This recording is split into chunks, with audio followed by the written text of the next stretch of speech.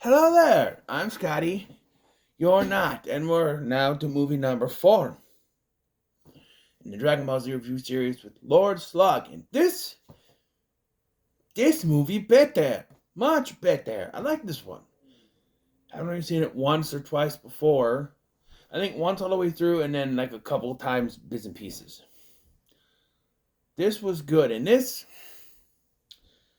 so we also have inconsistencies.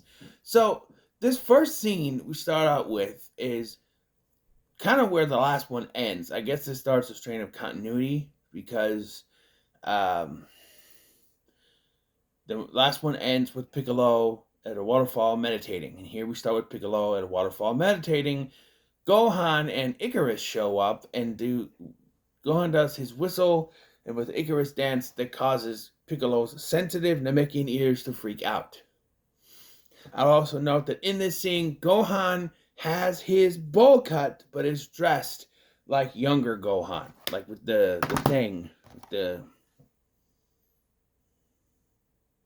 I can't find was a picture like that, just like that, but with his bowl cut. Apparently, also if you look at the back of Goku's wardrobe, the sign Wisdom is seen in this entry of Might, which means it would take place after he trained with King Kai, because he gets the new gi from King Kai.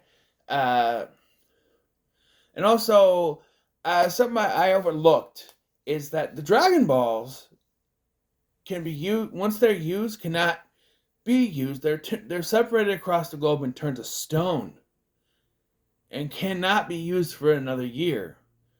So, we have an issue. Because the first film, Garlic Jr. uses the Dragon Balls, right? And then, if we're supposed to believe that World's Strongest takes place after certain events, the Earth's Dragon Ball, it takes place after the events of Season 1, Earth's Dragon Balls are used to restore people back to life. Like Goku. All those killed that were able to be brought back to life, I think, is what it was by the Saiyans. So, did that take place a year after that? I don't know. And then, Might don't use the Dragon Balls, but here they do. Earth's Dragon Balls and Lord Slug. Again.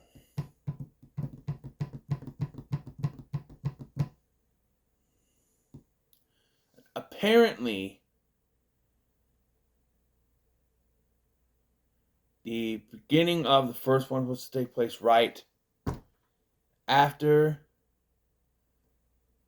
the events of the season 1. So they're about to go to Namek, and then they decide to go. It makes sense. Also, Goku wouldn't be conscious here. He's in a hospital. I said it before. Also, so he has his bowl cut, and he is flying here. Gohan can fly now. He couldn't in the last one because he had to use Icarus. Now he can fly, and so can Goku. Our heroes can fly now. Goku previously could only use the Nimbus to fly, but now he can fly.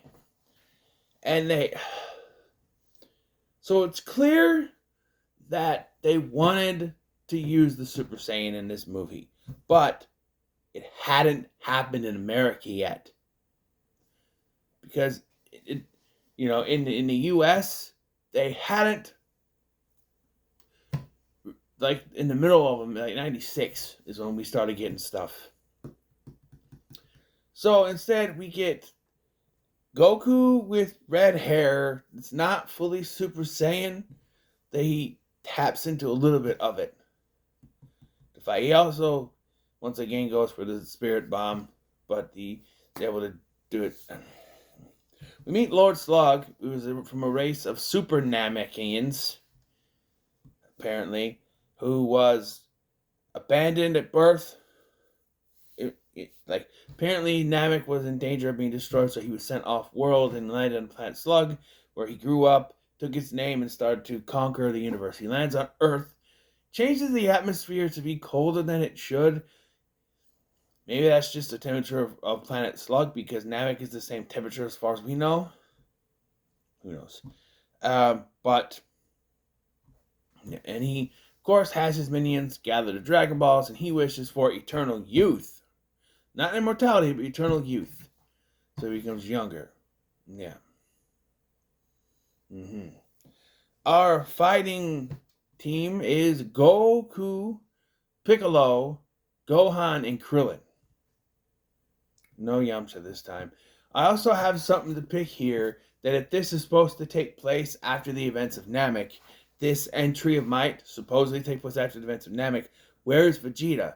By this point, Vegeta is living on Earth and should be in some sort of questionable relationship with Bulma and be one of their allies. But he's nowhere to be seen. In fact, I think he shows up in Cooler. At least not on the cover.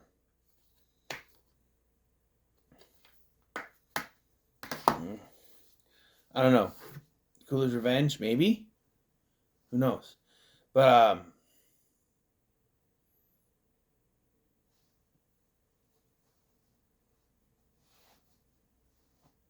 yeah, itch. Yeah. And then we find out, they try to fight him because he wants to take over this world. There's a cool shot where I think it's Piccolo just destroys this dude's head. Oh, also, this was when, obviously, this was one of those released later in America type deals. Because the soundtrack, much like with Broly, Legendary Super Saiyan, has this rock background instead of the normal, like, what would be like an instrumental.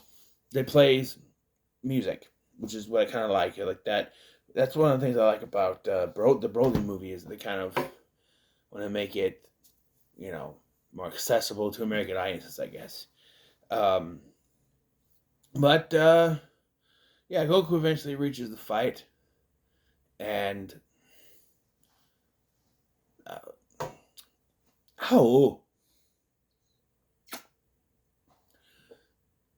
and tries to fight Lord Slug, but it doesn't work. Lord Slug is too powerful, and this is where we find out he's a Namekian, because his arm is broken, so he pulls his arm off and grows it back, which is what Namekians can do. And so, yeah, he found out he's a Namekian, which, of course, ends up calling back to that dance from the beginning, because that's how it happens. They're battered and bruised, and then Piccolo tells Gohan to do the song. He rips his own ears off, which is horrendous, and then tells him, Gohan, do the whistle, do the dance. Whatever. And imagine if Gohan didn't hear him and goes, What? What? What did you say? What? He grows his ear back. But yeah, Gohan does it. It messes with Lord Slug, and Goku is able to use his teeny tiny Super Saiyan power. It's not really Super Saiyan. And again, that's confusing, because King Kai is surprised that he could do that, as is Piccolo, right? And Krillin, I think. They're surprised that he could, do that. It's just like a Super Saiyan power, but he would already have it, right? Again, it's confusing, but he's able to use the Spirit Bomb to destroy Lord Slug and win. And this one was actually pretty good. So yeah, this one was good. I liked it. Maybe it was the aesthetic, the whole aesthetic of the music in the background. It was very Americanized. With the other, I was trying to go for the American soundtrack, but this was most definitely one of those that, you can get a double pack, this and Tree of Might. They had a double pack Blu-ray, double pack DVD, but of course I got the collection, so I don't really need it, But, yeah, and while I've kind of tiptoed over what happened on Namek, we're going to have to go into full spoilers for that part of the series in the next one, Cooler's Revenge, because that is very connected and will definitely take place after the events of that movie. Although, we'll see if the canon can hold up or not. I'm guessing no, but we shall see.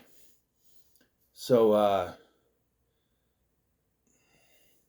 yeah, anything else to mention? Krillin also tries to fight. Oh, when Krillin tries to fight him, and he gets knocked down his ass, she's like, "Oh, he's all yours, Goku." Made me laugh. But yeah, this was good. So, what are your thoughts on Dragon Ball Z Lord Slug? No comment so much. Like, share, and subscribe. Some of these are gonna be a little bit shorter because there's not much to talk about. This was good. I think most of my longer ones are going to be complaining. There's some minor